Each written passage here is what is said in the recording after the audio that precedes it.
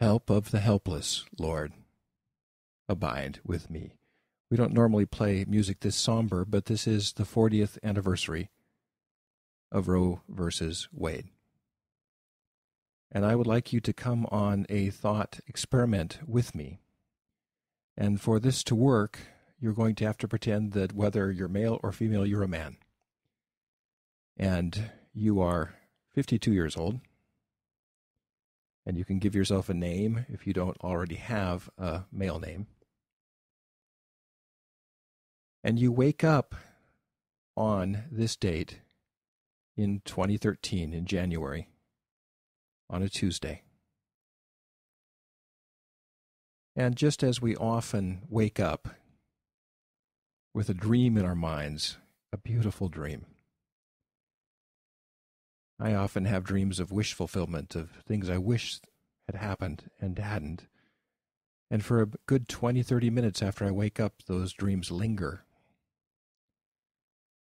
And this talk today is one of those dreams. So you wake up in January of 2013 in a world where Roe versus Wade never happened.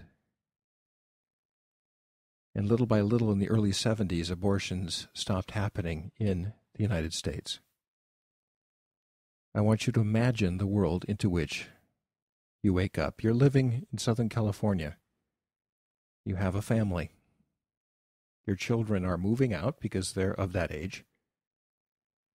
And you wake up and you get the newspaper and you see that America's population has topped 370 million.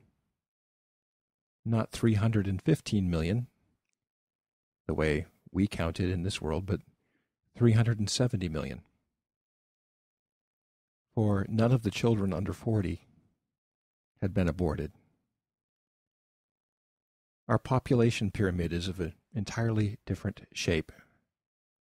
Our culture is young and vitalized.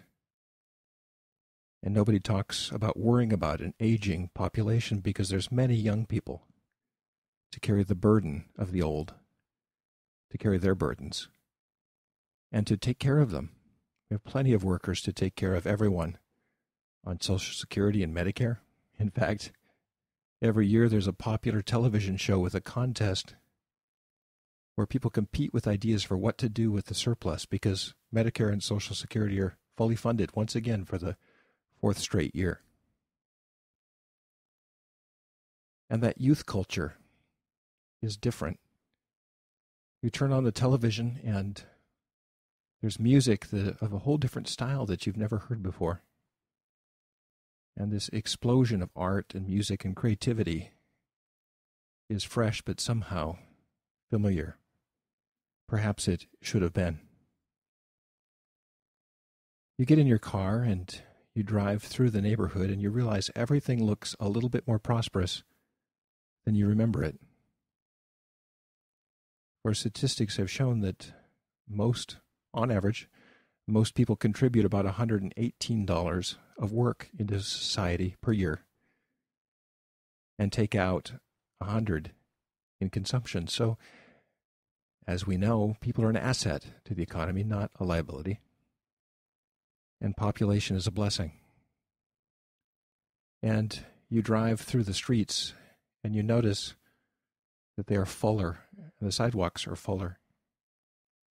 And there is just a little bit more prosperity. And as you approach downtown Los Angeles, where you work, it's striking how much larger the African American population is and how much joy there is in the center of the city. You look forward to the big dinner at your home tonight. Driving home, you think, this is going to be fun to see my daughter and her husband again. And all of the people coming together for their second anniversary at your home. And you drive up to the home, and the house is already full because you're running a little late, as usual. And you walk in the home, and 2/3 of the people you recognize, and 1/3 you don't.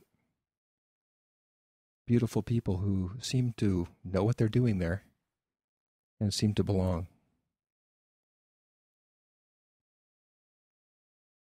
And there's one 35-year-old woman who is there with her husband and their children. And she runs to you and says, "Dad." And you don't know her. And you didn't know that she had ever existed. There's a lot of men who don't know about the children they could have had.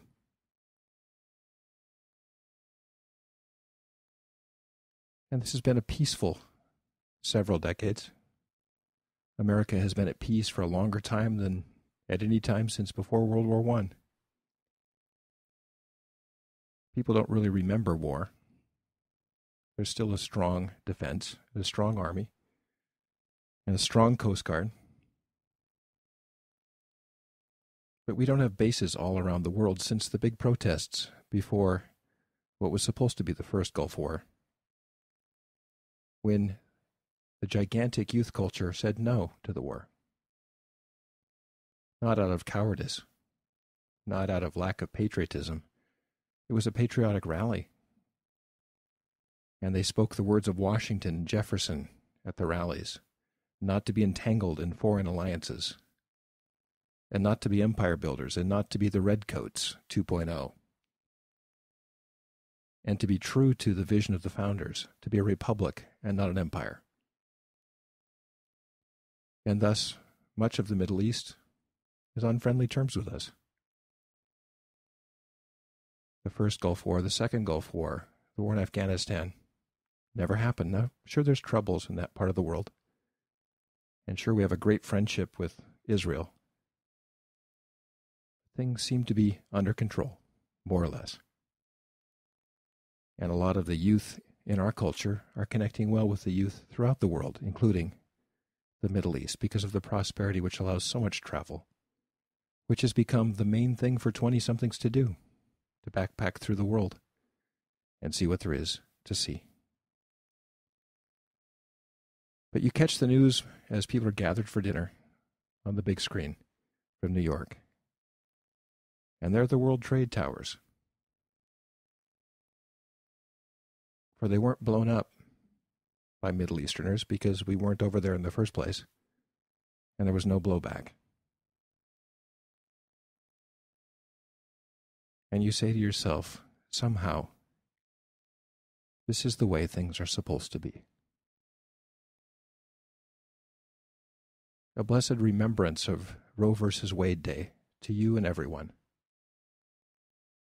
as we ponder the sanctity of life.